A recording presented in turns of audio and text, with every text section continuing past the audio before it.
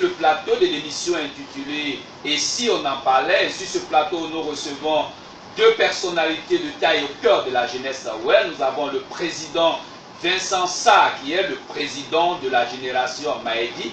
Il est aussi le deuxième vice-président de la jeunesse départementale de Guiglo, CNG.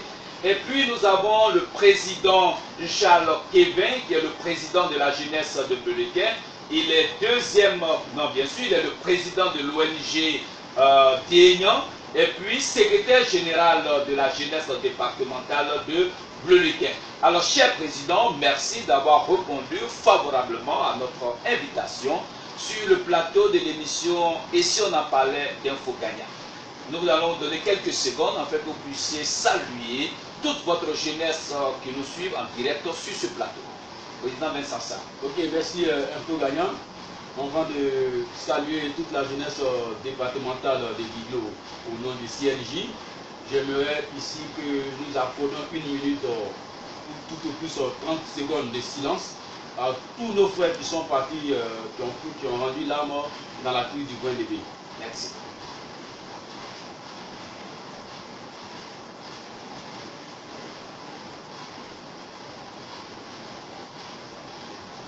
Merci. Allez-y. Ok, je suis Vincent Sarr d'Ebawa, président fondateur de la génération Maïté du canton Saoun. Je suis aussi deuxième vice-président de la jeunesse départementale de Guiglo au sein du CNJ. Et j'ai pour fonction la sous-préfecture des Cadets, donc le deuxième vice-président chargé de la sous-préfecture des Cadets au sein du CNJ. Merci bien. Président Charles Kevin. Merci, Dr. Gaya. Je voudrais d'abord rendre hommage à tous les présidents de jeunesse ouest, de Sud ouest, qui ont permis qu'on parle de la jeunesse ouest. Je suis le président de la jeunesse de village, président de l'ONG DENIA, secrétaire général de la jeunesse départementale de Belequin. Merci bien. Alors, notre deuxième préoccupation que nous pouvons vous poser avant d'aborder la question des associations au cœur de cette grande jeunesse. Ouais. Alors, président Vincent Sarr, quel est l'état de santé de cette génération que vous avez créée? Il faut dire que la génération Maïté se comporte très bien. Depuis son existence, elle se comporte bien. Elle a toujours œuvré pour le bien-être des populations du canton Zaoun en particulier et puis de la population ouest. Elle se comporte bien. Alors, vous êtes le président de cette belle génération. Pourquoi la création de la génération Maïti? Il faut dire la création de cette génération. Auparavant, les générations n'existaient pas chez nous dans le canton Zaoun. Les générations partaient dans le fleureau sur l'axe de Taï. Vous voyez, quand tu prends l'axe Guiglo-Taï, c'est là qu'existaient les générations. Quand tu arrives sur l'axe Guiglo-Belequin, les générations se limitaient au niveau de Niulé. Je suis allé une fois dans le fleureau où il y a ma génération, la génération Solodi, et j'ai vu que, étant en génération, on communiait beaucoup plus et puis il y avait une certaine fraternité qui existait. Or, pour parler de développement, il faudrait qu'on soit d'abord fraternel. Il faudrait qu'on puisse avoir une assise pour qu'ensemble, on puisse développer nos esprits pour parler de développement. Voilà ce qui nous a amené à créer la génération Maïtedi dans le canton Zaoun. C'était pour faire venir les frères. On se met ensemble et puis ensemble, nous allons réfléchir comment développer notre nouvelle sous-préfecture des Cadets. Parce qu'il faut dire que nous avons eu la chance d'avoir une nouvelle sous-préfecture qui est la sous-préfecture des Cadets. Donc c'est à nous que l'avenir regarde. Donc c'est nous aujourd'hui qui devons mener les sillons du développement, puisque demain c'est nous qui serons les aînés du canton Zaoun. Donc c'est un sous-bâtiment que nous avons fait pour que demain la génération Maïtedi puisse avoir des autorités comme certaines générations l'ont aujourd'hui. Comme ça, Vincent, pourquoi pas? Alors dites-nous, en quelle année vous avez créé cette génération? La génération a été créée en 2012. Elle a été investie en 2013 et à partir de 2013, nous avons commencé à apporter des actions de fraternité, des actions pour permettre à une certaine cohésion sociale, pour permettre aussi que le développement s'avance dans notre nouvelle sous-préfecture des Cadets. Alors donc, durant 4 ans, ça veut dire qu'il y a des actions que vous avez déjà menées en faveur de cette génération. On peut en savoir quelques-unes. Oui, il faut dire que depuis 2012, nous sommes sur le terrain. En 2013, nous sommes passés dans le canton Zaou où nous avons distribué les kits scolaires aux meilleurs élèves du canton Zaou. C'était pour permettre à nos petits frères de se donner à la tâche. C'était pour permettre à nos petits frères d'aimer l'école, l'institut scolaire. Donc nous avons fait ça en 2013. En 2014, nous avons initié nos activités Zaou 2014, où nous sommes allés encore dans les Zaou, où nous avons organisé un tournoi de football. Vous savez que le sport est un facteur de rapprochement. Tout à fait. Donc nous avons organisé un tournoi de football. Nous ne pouvons pas organiser que le tournoi de football et oublier certaines vertus traditionnelles. Nous avons aussi organisé dans la même année là le concours de contes et légendes, vraiment qui a été remporté par le système de Béni-Goison. Dans la même veine, nous avons organisé une remise de dons en équipement médical à la maternité de Guinguin. Et toujours, nous avons encore 2014 fait la distribution des kits scolaires aux meilleurs élèves du canton Zaou. Ça c'était en 2014.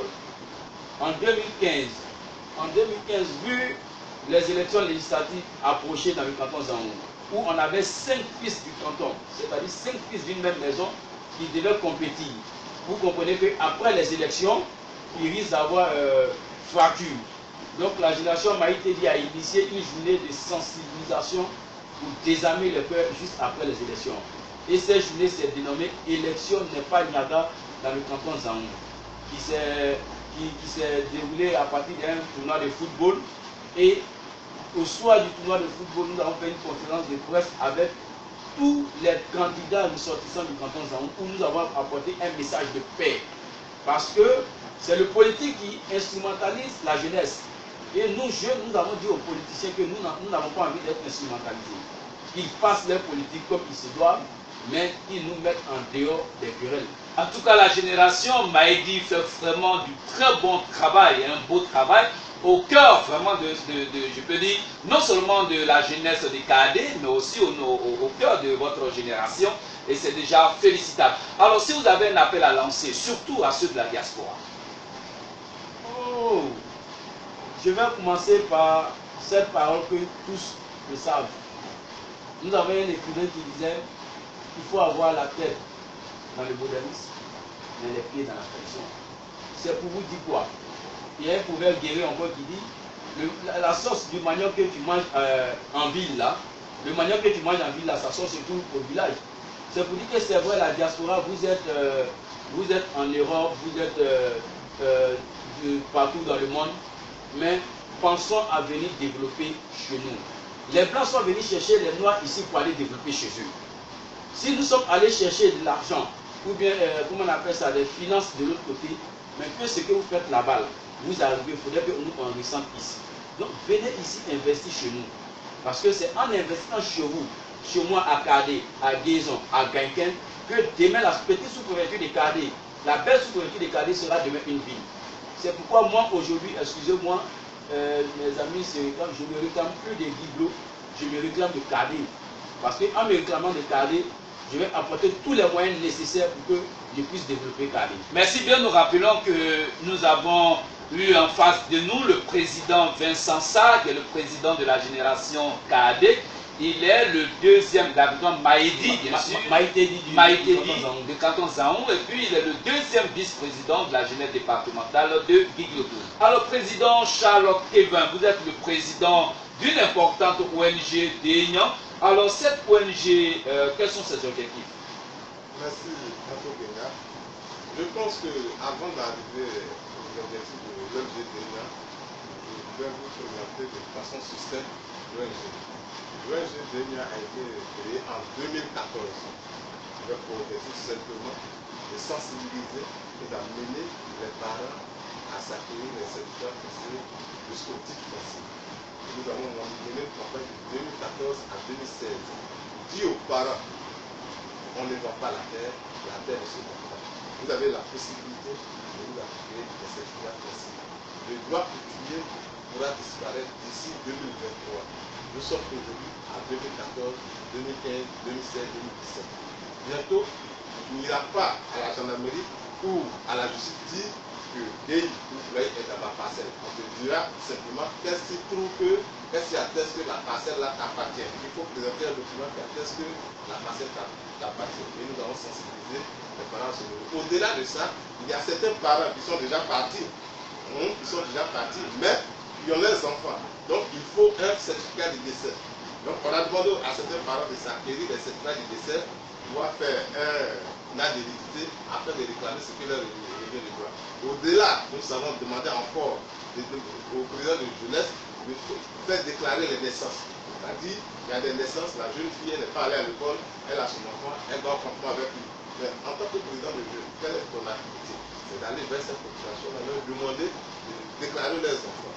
Vous nous demandez une modique somme, si c'est 1000 francs, vous donnez une copie au président résident, à la mère, c'est-à-dire aux parents de l'enfant, vous donnez un extrait. Le président de la jeunesse garde un extrait. Pour que l'humain, parce que l'analyse que nous avons faite, c'est qu'après la crise, beaucoup ont perdu les extraits. La mairie de bloquer et la sous-préfecture a été égarée. Donc on a demandé de mettre un système en place pour sauvegarder à votre sein, à votre niveau, ces documents-là. Qui va vous permettre, on ne prévoit pas de crise, mais si de un parent venait vous dire, ah, j'ai perdu mon essai, déjà vous faites sortir le bureau, il va à la mairie, l'établit. Donc voici un peu ce que nous avons fait de 2014 à 2017. Alors quels sont les villages qui ont déjà bénéficié de vos actions? Bien, on a dans le canton de la parole qui sont placés à Guéa. Dans le Niao Nord, nous avons fait tout le Niao Nord. Dans le Niao Sud, nous avons fait Blédi. Nous avons fait Blédi. Dans le canton, on est à Beau, nous avons fait Kéibi. Nous sommes allés à Théon, à Tiboké. Nous sommes allés à Kébo dans le Niao Sud. Nous sommes allés aussi à Zéro. Mais nous étions limités dans les moyens. Donc nous avons freiné un peu les actions afin de ressortir et travailler. Alors nous sommes déjà très heureux de ce beau travail que vous avez déjà abattu, bien sûr, au cœur de cette belle population. Ouais. Alors nous revenons à une autre préoccupation, Président Bensansa, justement dans le cadre des actions que mène l'ONG Dénia. Il n'y a pas longtemps, une crise a secoué la région du Cavali sur la question de la forêt de Gwendébé qui a engendré des morts considérables, des blessés graves et puis des dégâts matériels. Alors pourquoi nous en sommes arrivés à là, Président Bensansa? Il faut dire que vraiment c'est une situation vraiment déplorable et je souhaite même plus que cette situation arrive parce que depuis la crise de 2002 jusqu'à aujourd'hui, le plus pourrait ne fait que perdre dans ses enfants. Pour arriver à là, je pense que ça a été dit sur les réseaux sociaux. C'est un conflit c'était un conflit longtemps. Il y a un certain Salam qui, après la crise de 2011, est rentré dans la forêt du Gwendébé qui a commencé à faire des plantations. Après, il est rentré en conflit avec nos frères Baoulé. Et ces derniers-là l'ont repoussé. Qui ont pris toutes les terres. C'est la récupération des terres que les jeunes sont venus chercher. Voilà un peu l'histoire un peu de la crise du Gwendébé. Je ne peux pas tout rentrer dans les détails de cette crise-là, mais on a déjà perdu des parents dessus. Je pense qu'on doit faire table rase dessus, chercher des solutions pour que le jeune quand il est chez lui, il se sente à l'aise. Pour qu'il puisse aller au campement. Pour qu'il puisse aller planter aussi lui aussi son cacao. Mais quand l'État de Côte d'Ivoire dit que c'est une zone classée, le jeune ne peut pas entrer et d'autres personnes y pénètrent, vous voyez que ça devient un conflit latent. Je pense que sinon c'est pas parce que, comme on le dit en entend, que le jeune est paresseux. Ce n'est pas la paresse.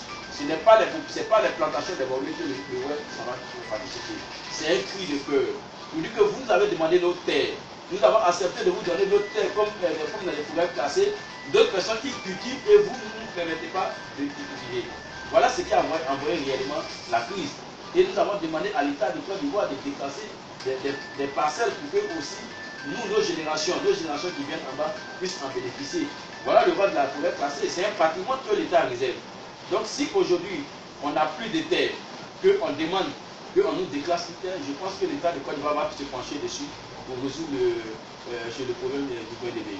Merci, Président. Alors, Président Charles Quevin, c'est vrai qu'aujourd'hui, on parle de la forêt de Pointe-Épée qui fait sujet de conflit. Dieu merci, comme l'a dit le Président Vincent, on va résolument vers la calmie totale, vers la paix et une solution définitive.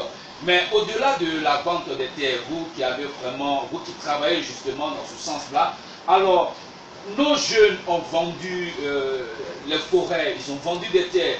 D'autres disent aujourd'hui que ce sont les conséquences pour avoir vendu tellement de forêts et de terres chez nous qu'il n'y a même plus rien au point qu'on se bat au niveau de la forêt classée.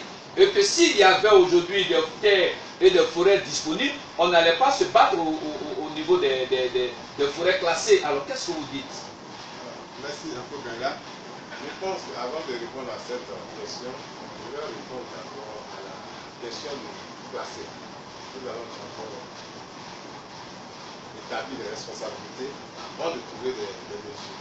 Quand je parle d'établir des responsabilités, dans un premier temps, il y a les élus de chez nous. Quand je parle d'élus de chez nous, parce que vous tenez-vous bien, quand il y a des élections, il y a des caisses qui quittent dans ces campements-là. C'est-à-dire ceux qui résident dans ces campements-là participent au vote.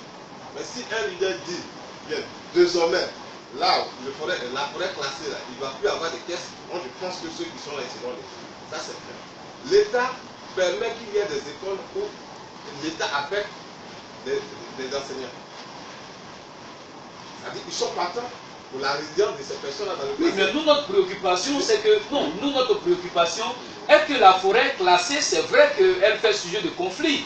Mais pour certains ressortissants disent que ce sont les conséquences. Parce que si on n'avait pas vendu des forêts chez nous, on ne serait pas en train de nous battre dans la forêt classée. Mais si demain, l'État vient de décider aujourd'hui que tout le monde va quitter cette forêt classée, parce que dans tous les cas, une solution sera trouvée. Mais les forêts qui ont été déjà aussi vendues par nos jeunes frères pour acheter des motos par-ci, par-là, mais qu'est-ce que vous pensez? Qu'est-ce que vous pensez? Qu'est-ce que vous dites? Je peux aller au bout de votre. Allez-y. Voilà. Quand il y a un problème, mais on ne peut pas se focaliser sur la forêt classée parce que, comme l'a dit le président, avant d'y arriver, j'ai dit avant d'y arriver. Ok, allez-y. Avant d'y arriver. Donc, je disais pour répondre à ta préoccupation, le web ne dépend pas du classé. Le web ne dépend pas du classé. Malgré qu'il est vendu, le web ne dépend pas du classé. Les parents ont commencé à avoir les terres depuis 2010, si j'ai bonne mémoire. Depuis 2010. Mais pourquoi en 2017, ils cherchent à aller au classé? Le web ne dépend pas du classé. Voilà. Le web se dit quoi? Logiquement, comme le frère le disait, le classé est fait pour les générations. Les générations futures, c'est qui c'est nous. Quand on parle de vente même, c'est parce qu'on vend aujourd'hui, on parle d'Abidjan. Les Hébreux ont vendu, ils ont accepté de vendre. Ils ont accepté de vendre, c'est pour ça aujourd'hui on parle d'Abidjan. Si les Hébreux étaient campés sur les terres, elles sont là aujourd'hui, c'est parce qu'ils ont accepté. Mais seulement la vente chez nous n'a pas été analysée. Quand je dis canaliser, les conditions n'ont pas été réunies. En ce sens-là, je donne le nom de vente illicite. Voilà. Maintenant, à la question de savoir qu'est-ce que nous devons faire. Très belle question. Moi, je dis que c'est de trouver des formules. Les formules, c'est de faire des contrats. Le contrat, c'est quoi? Puisque, déjà, je prends un exemple. Tu as ta maison en construction. Tu la laisses, tu sors. Tu reviens, il y a quelqu'un qui a fini de construire ta maison, il met une toiture dessus et il est dedans. Il perd la maison, il la meut. Mais ça lui donne pas droit de ça lui donne pas droit de décoter. Mais qu'est-ce que tu dois faire? Maintenant qu'il est là, tu vas procéder à la négociation pour qu'il puisse bénéficier, pas puisse bénéficier. On enlève la question de vol et des receveurs. Je dis quoi? Pour dire quoi? Les forêts dans le département de Vérité et dans le Cavalier, ce sont des ventes illicites. Ni un parent n'a un certificat foncier, ni un titre. Personne n'a déclaré. C'est les ventes qui sont payées. Et le plus souvent, les ventes qui sont là-bas, c'est des ventes individuelles. Il n'y a pas eu de procès familial où les gens se sont assis pour dire, bon, aujourd'hui, on vend tel nombre d'hectares à Ouidravo. Non. Tous les dossiers que nous avons, c'est des ventes individuelles. Le plus souvent même, c'est des parents qui sont restés au Libéria, certains passent derrière eux et vendent leur forêt.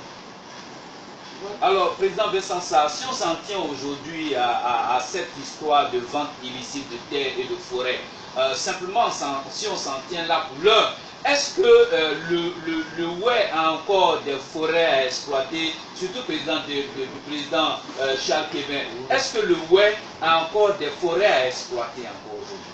Malheureusement, je dirais non.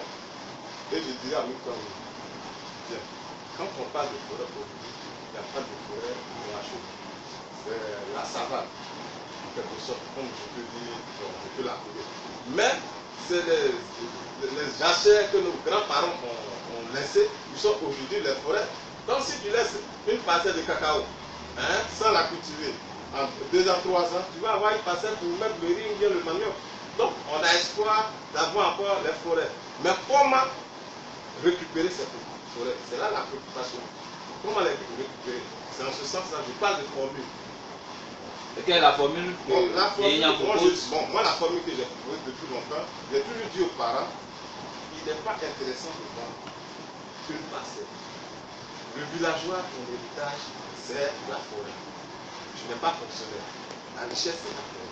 Donc, il faut la mettre en location. J'ai été même à Boulogne pour aller certains chefs qui ont l'habitude de le faire. C'est la location.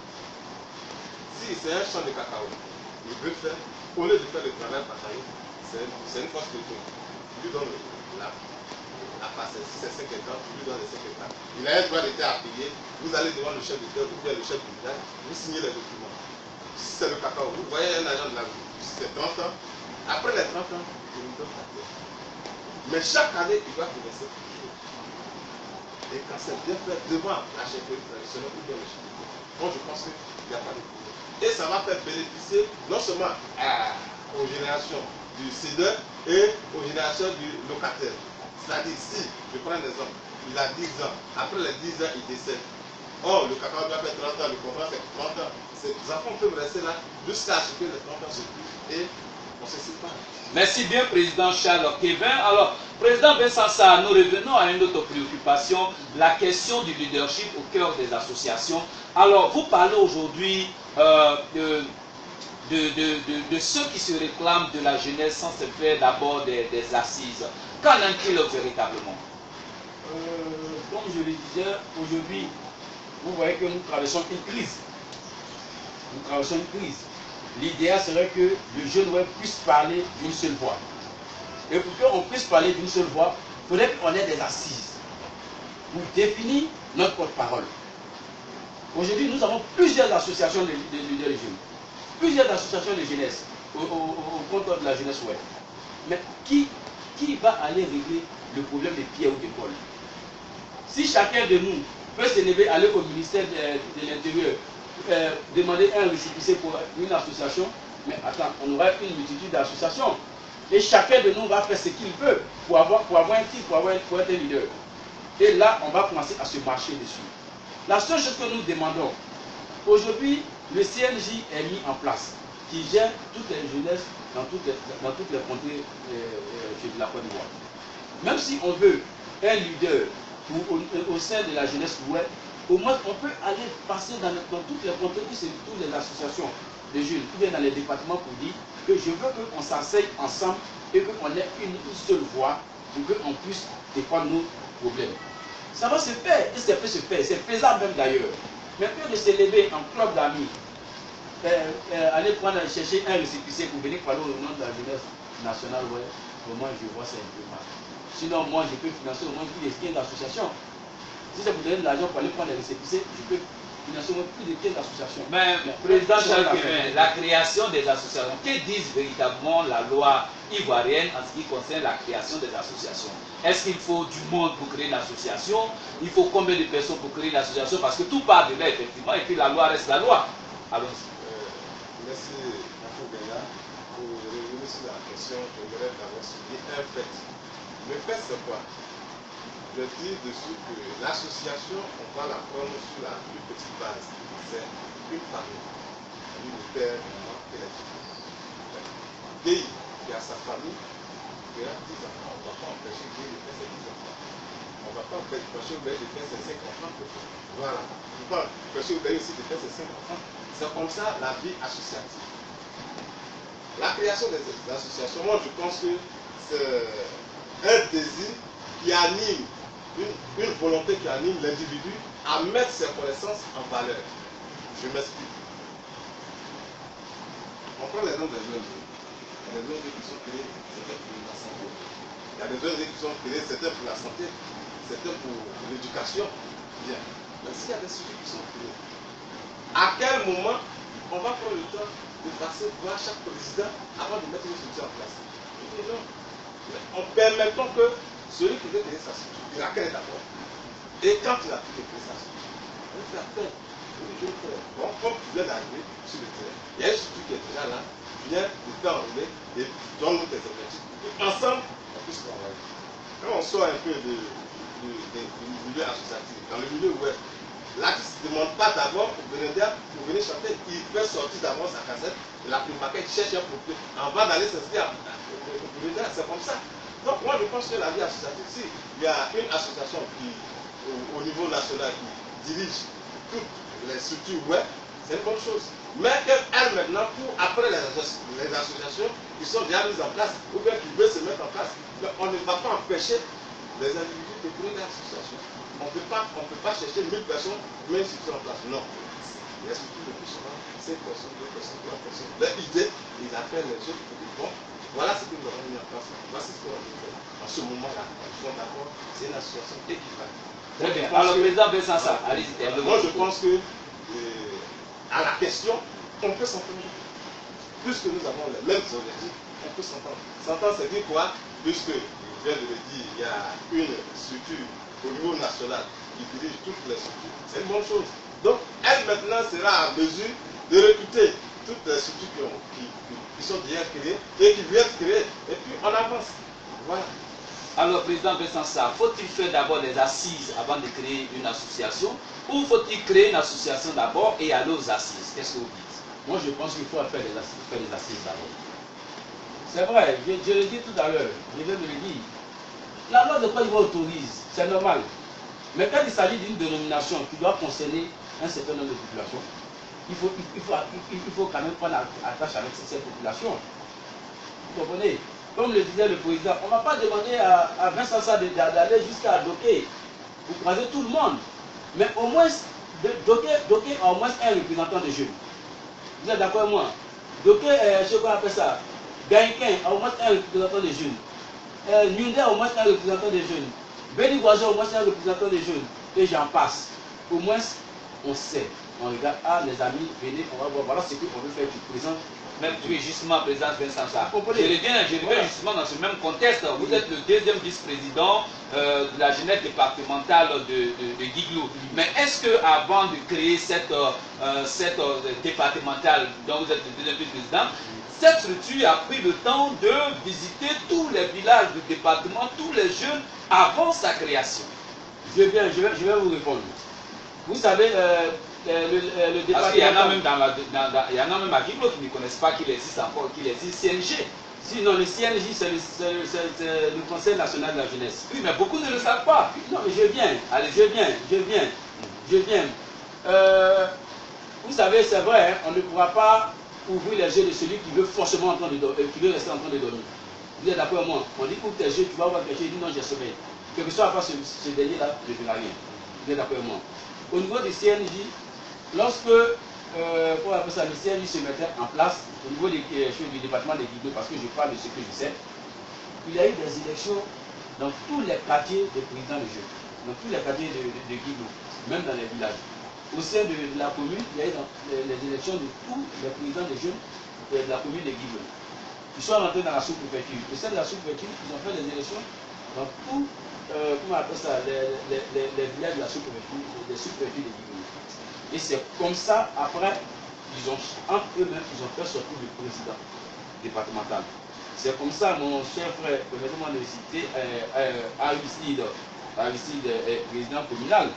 Donc les différents présidents. Mais là, c'est une structure d'État. C'est une structure d'État, effectivement. Oui, justement, c'est là Non, ce je viens.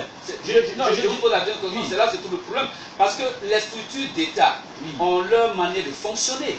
Est-ce que. Je viens. Non, je t'ai pour le dire, parce que justement, c'est là que se trouve le problème. Certains disent qu'ils ont créé des associations qui n'ont rien à voir avec le CNJ, parce que le CNJ est une structure d'État, est une structure communale.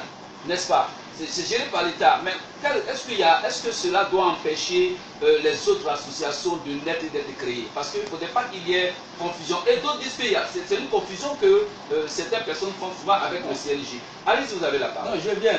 Je suis, Wilson disait, je suis acteur de ce débat-là. Je suis acteur de ce débat-là. Donc quand je parle, je sais de quoi je parle. Quand j'ai pris l'exemple du CNJ, c'est pour vous expliquer un peu comment le CNJ est structuré. Vous voyez un peu. Mais quand on veut faire quelque chose de bon, faisons l'effort de copier ce qui est bon. Voilà pourquoi j'ai orienté un peu tout le monde vers le CNJ. Je vais dire quoi? Tu dis que tu es président de tous les jeunes joueurs de Côte d'Ivoire, par exemple, une dénomination comme ça. Je me dis au moins que tu dois avoir une assise avec certains cadres ou bien certains jeunes, qui sont comment on appelle ça, au sein de la jeunesse ouest. C'est pas fait. Quand c'est pas fait, ça porte un peu la confusion. Tu vois un peu où sont. Sinon, ce que moi je suis en train de dire, je veux qu'on ait un porte-parole fort. Vous comprenez moi? Sinon, on peut avoir 52 associations. Et tout le monde va se réclamer leader, et le leadership va tuer vers la fin le leader. Vous comprenez? Mais au moins ça coûte rien. Quand nos amis ont commencé, j'étais la première personne à les interpeller. Mais peut-être qu'on voulait forcément créer, ou bien on pensait que Vincent Sarr voulait être aussi leader. Non. Moi, mon objectif, c'est la sous-préfecture des cadets. Très bien. Alors, président Charles Kevin, le CNJ est aussi identique à ces structures que nous avons ici dans les différentes communes d'Abidjan. Alors, est-ce que ces associations qui se créent doivent s'affilier à ces structures d'État? Moi, je voudrais savoir d'abord la définition du CNJ avant de commencer sur la question. Allez-y. Le CNJ, c'est le Conseil national de la jeunesse. Le Conseil national de la jeunesse. Prends en compte la jeunesse d'une localité. Une localité, oui. Mais est-ce qu'il y a des textes qui disent qu'avant la création, parce que si le CNJ existe, est-ce qu'au-delà de la loi qui donne la création des associations, est-ce que les textes disent que pour créer une association, il faut passer par le CNJ ou bien une structure communale? Est-ce que c'est dit selon les textes? Je laisse d'abord la parole au président Charles Kébé, puis après je reviens. Merci. Moi, je pense qu'à ma connaissance, rien de tout cela est établi. Chacun est libre de mettre son association en place. Donc, chacun est libre de mettre son association en place. Mais moi, ce que je veux donner comme conseil, c'est d'accepter la création des structures. Je prends l'exemple du département de développement. Nous avons deux structures. La première structure, c'était la confédération. Après la confédération, il y a eu la naissance de la départementale. Donc elle disait que comme la confédération existe, la départementale ne va pas exister. On a dit non, non, laissez les gens s'exprimer. Ce que la confédération n'a pas pu faire, la départementale peut réussir. Ce que la départementale n'a pas pu faire, la confédération peut réussir. Mais il faut mettre les deux ensemble. Quand la confédération convie une réunion, que les jeunes de la départementale se sentent dans la confédération, que ceux de la confédération se sentent dans la départementale. Comme ça, avec le même objectif, on peut développer le pays. Une cohabitation. Voilà. Et ce qui a réussi aujourd'hui, on nous dit aujourd'hui que la confédération ne s'est pas prononcée sur la question de la crise. Mais la départementale s'est prononcée. Elle a même déjà mis une commission en place pour résoudre le problème. Mais si on était seulement basé sur la confédération, que devenir la jeunesse de l'État? Voilà ma question. Donc laissons ceux qui ont l'envie ou bien qui ont les moyens, les objectifs, de créer les structures. Mais seulement nous devons faire quelque chose. Comme on appelle, Harrison nous disait que ce sont les leaders qui forment les lois et les lois forment les leaders. C'est dire quoi? Il a créé sa structure. Alors pour dire, voici comment nous devons nous comporter. Désormais, nous avons un seul porte-parole qui doit parler au nom de toutes ces associations. Voilà ce temps qu'il est déjà reconnu. Mais quand vous l'empêchez de créer sa structure, vous verrez que demain c'est le même là qui sera en train de toujours critiquer au lieu de vous apporter des solutions. Oui, mais voilà. Est-ce que ces structures d'État ont le même statut de fonctionnement que les autres? Parce que c'est les oiseaux de même plumage qu'on met ensemble. Il a créé par exemple l'Union des ressortissants ils ont discuté par exemple de la manière dont ça doit fonctionner, de leur règlement intérieur, de leurs objectifs, alors que le CNJ est suivi par l'État de Côte d'Ivoire. Le CNJ est subventionné par l'État de Côte d'Ivoire. Le CNJ, comme toutes les structures qu'on a aujourd'hui, a ses règles qui sont suivies par exemple par la commune de Yopougo. Ici, la mairie suit de près comment ça fonctionne. Donc de l'autre côté, il y a une liberté de fonctionnement, mais de l'autre côté, ce n'est pas le cas. Comment on peut les mettre ensemble? Je laisse la parole à président Vincent. Président, allez-y. Je vais réciter quelque chose. Monsieur Ofogagnant, je viens ici sur ce plateau pour dire que personne n'a empêché un tel ou tel de fonctionner.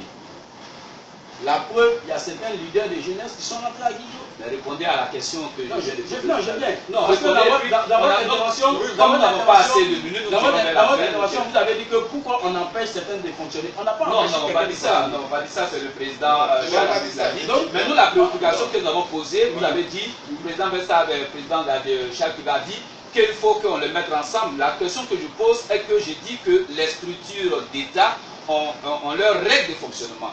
Et l'État a un œil sur ces structures-là. Donc, ils ne peuvent pas fonctionner comme ils le veulent. Mais ils doivent rester dans un calibre. Alors que ces associations qui se créent, eux, ils ont leur manière de fonctionner, ils ont leurs règles de fonctionnement. C'est pour ça que les gens, quand l'État leur autorise, ils déposent leur statut et règlement intérieur, on ne leur demande pas pourquoi vous dites ça. Mais est-ce qu'on peut les mettre ensemble? Est-ce qu'il ne va pas avoir des chocs? Pas que les mettre ensemble. Si c'est une structure l'État peut décider tout ça. Donc moi je pense que pour avoir leur hégémonie, c'est d'appeler ces frères structures-là pour dire voici comment nous voulons fonctionner avec vous. C'est eux maintenant qui donnent la direction à suivre. Il y a une situation aujourd'hui à Boïdébé. Qu'est-ce que nous devons faire? Il y a quelle structure dans le département de Boïdébé? Il y a deux structures. Bon, venez. Dans le cavalier, dans le département de Guido, il y a combien de structures? Bon, venez. Donc on parle du vivre ensemble. Voilà. Merci bien. Président Vincent Sarr, nous sommes déjà à la fin de notre émission. Votre dernier mot. Je tenais à remercier Info Gagnant pour le travail qu'il a bas au sein de la culture web et aussi appeler toute la jeunesse web à l'apaisement et aussi à beaucoup plus de dynamisme. Ce que je vais dire avant de partir, de toute une vention de forêt. La forêt n'a pas de date d'opération. Une forêt est là à toi tant que l'État de Côte d'Ivoire ne s'est pas procuré pour faire quelque chose un autre bien. La forêt, c'est notre devenir. La forêt, c'est notre avenir. Merci bien. Président Charles Québec. Merci beaucoup, Kenya. Pour le nom du frère, j'aimerais d'abord dans un premier temps remercier Info Kenya pour l'initiative de mettre ensemble le peuple ouest et parler ensemble. En tant que président de l'Ouest d'Enya, je vais dire à nos parents, d'abord ceux qui sont en Abidjan, d'aller vers leurs parents. Que de rester à Abidjan, les accuser, ils sont bêtes. Non, ils ne sont pas bêtes. Mais quand tu regardes ton père dit qu'il est bête, c'est que c'est pas qu'il est bête. Il faut bien le dire à son père. Quand tu mets un enfant au monde, tu le nourris jusqu'à ce qu'il y ait des dents. Et quand toi tu perdras les tiens, il va te donner de la bouillie. Aujourd'hui, nos parents nous ont donné de la bouillie. Ils nous ont attaqué les mains hier, nous ont amené à l'époque. Aujourd'hui, ils ont perdu ce savoir-là. Nous devons aller vers eux pour leur dire voici ce que nous devons faire pour l'émission de notre village. Merci Président Charles Kevin. Nous étions sur le plateau de l'émission intitulée Et si on en parlait d'Info Kenya. Et nous avons reçu sur ce plateau, comme on l'a dit, deux personnalités de taille au cœur de la jeunesse web. Nous avons le président Vincent Sarr, qui est un leader de jeunesse. Il est le président de la génération Maïdi. Il est le deuxième vice-président de la jeunesse départementale de Guiglou. Et notre deuxième invité est le président Charles Kevin, qui est le président Charles Kevin Oulaï. Il est le président